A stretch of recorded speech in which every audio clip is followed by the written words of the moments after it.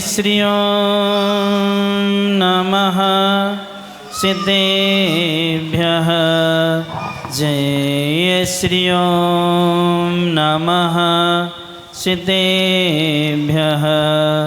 जय श्री ओम नमः सिद्धेभ्यः। धर्मः सर्वे सुखाकरो इति करो धर्मं बुधाश्चिन्वते। धर्मे नैव समाप्यते शिवसुखं। धर्माय तस्मै नमः। धर्माय तस्मै नमः। धर्माय तस्मै नमः। अनंत अनंत सद्वरिष्टि भगवंतों की जय। देवाहि देव 1008 मूल्य से संभवनाथ भगवान के जय।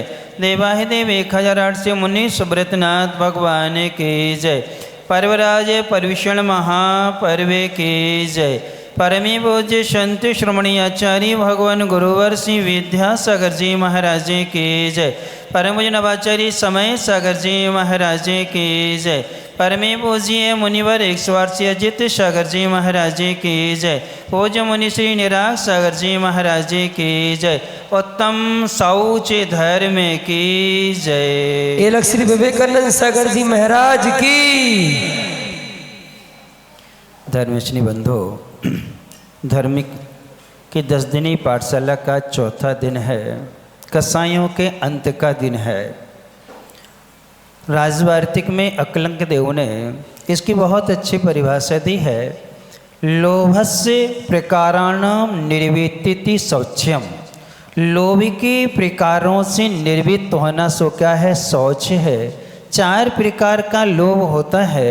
एक इंद्रिय का लोभ होता है, एक आरोग्य का लोभ होता है, एक उपभोग का लोभ होता है और एक जीवन का लोभ होता है। लोभ के कितने हैं? ये 4 प्रकार हो गए। कौन कौन से? इंद्रिय का लोभ। इंद्रियों के लोभ में 2 चक्रवर्ती प्रसिद्ध हुए हैं। पुण्य के उदय से सब कुछ मिला, लेकिन इंद्रिय विषय की लोलुपता में आकर के साथ में नरक चले गए। कौन से? एक ब्रह्मदत्त और स्वभाव चक्रवर्ती। ये इंद्रिय लोभ में आकर के दोनों के दोनों कहाँ गए हैं? साथ में नरक गए हैं। जबकि 8 चक्रवर्ती मोक्ष गए, 2 स्वर्ग गए। उनने लोभ का त्याग किया था। दूसरा है आरोग्य का लोभ।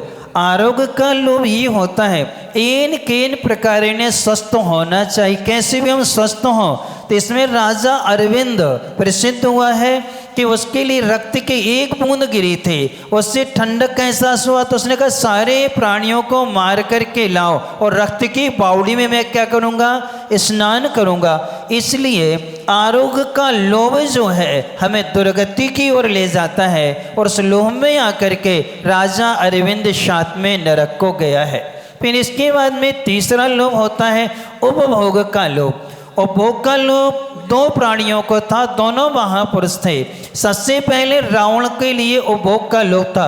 अपनी 16,000 रानियों से संतुष्ट नहीं था, इसके बाद भी उसने सीता का क्या किया? हरण किया। तो उपभोग का क्या है? लोभ है। फिर इसके बाद में कौरव जो थे, अर्थात उनको जितना मिला था उससे संतुष्ट नहीं थे और दूसरे भाई का भी चाहिए, अर्थात उसको छीनने का प्रयास किया, लेकिन उसको पा नहीं पाए और दुर्गति के क्या हुए?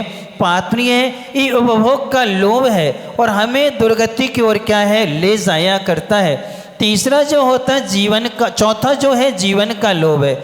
जीवन का लोभ जो है वो पाया जाता है तो किन में? देवों में पाया जाता है। जब उनकी माला मुरझाती है, उनको लगता है 6 माह शेष रह गए, हमारा मरण होने वाला है, तो संकलेश परिणाम करते हैं। ये सारी विषय भोग हमारे क्या है? अब छूट जाएंगे।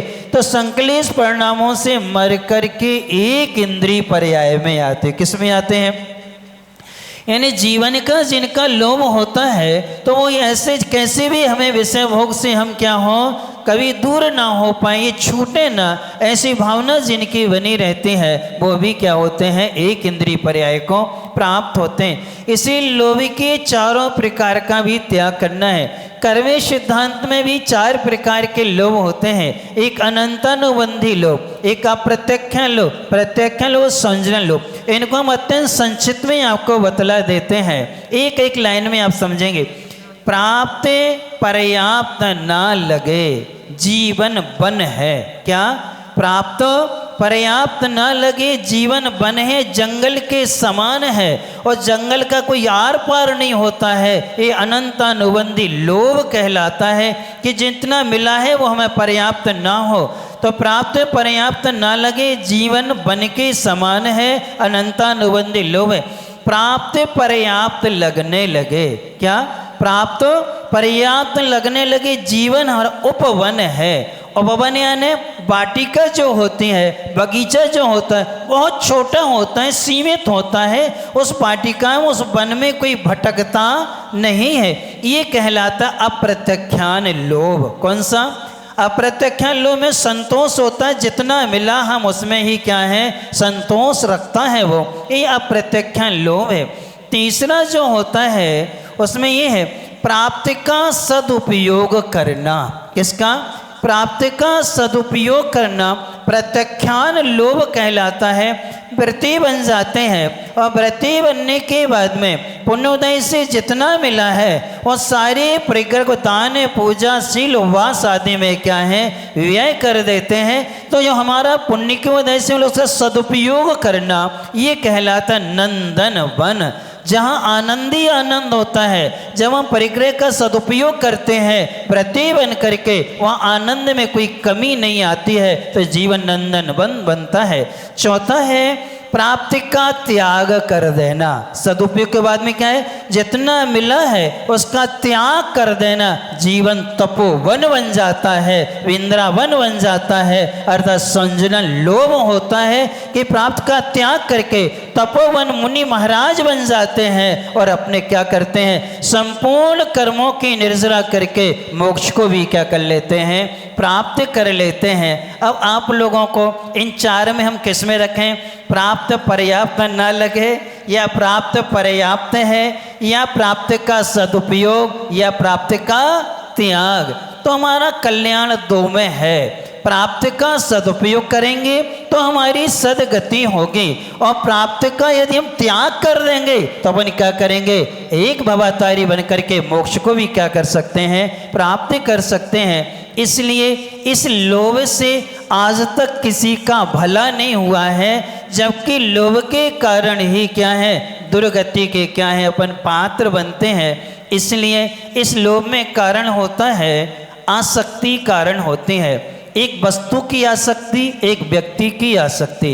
वस्तुओं की आसक्ति कौरवों को थी तो दुर्गति के पात्र बने। व्यक्ति की आसक्ति रावण को थी तो क्या बना, वो दुर्गति का क्या है, पात्र बना।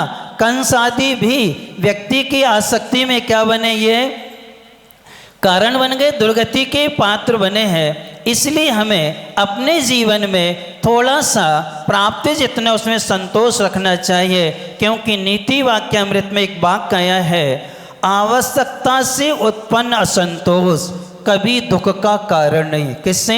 आवश्यकता से उत्पन्न असंतोष कभी दुख का कारण नहीं है। आसक्ति से उत्पन्न असंतोष नियम से दुर्गति का क्या है, कारण बनता है। जो पांडव थे उन पांडवों को आवश्यकता के लिए असंतोष था। किसके लिए झगड़ा किया उन्होंने, किसके लिए लड़ाई करी, किसके लिए, मात्र आवश्यकता के लिए। हमें 5 गांव भी दे दो, उनको आवश्यकता थी हम स्वाधीन होकर के अपना धर्म ध्यान कर सकें, लेकिन कौरवों ने उसको भी नहीं दिया। तो उनका असंतोष होने के बाद भी आवश्यकता का था, फिर भी 3 पांडव कहाँ चले गए, मोक्ष गए, और 2 सरवार सिद्धि में गए।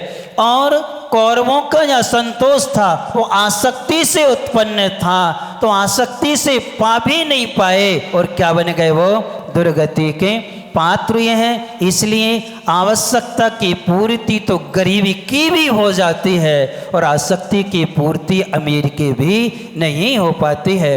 इसलिए अपन सब आवश्यकता के लिए थोड़ा सा अपना जीवन व्यवस्थित करते हुए प्राप्त पर्याप्त नहीं लगने लगे और जितना प्राप्त है हम उसका सदुपयोग करते हुए आवश्यकता के साथ जीते हुए अपने जीवन को व्यवस्थित करेंगे। इन्हीं मंगल भावना से परमे पूज्य संत सुणी आचार्य भगवान गुरुवर श्री विद्यासागर जी महाराज के जय। ओज मुनि से अजित सागर जी महाराज की जय। निराग सागर जी महाराज की जय।